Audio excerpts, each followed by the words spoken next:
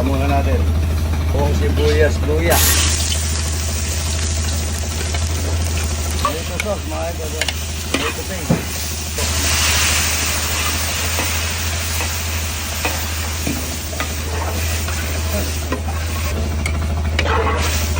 Mga idol, itik na naging corned. Nagbalawan ng gata, mga idol. Yung itik, daming gata yan. Masarap yan. Wala na kasi malaki. Dami. 12 po yan. Yung naging corned beef, oh. Daming paminta. Ano ba yan? Dami yan, oh.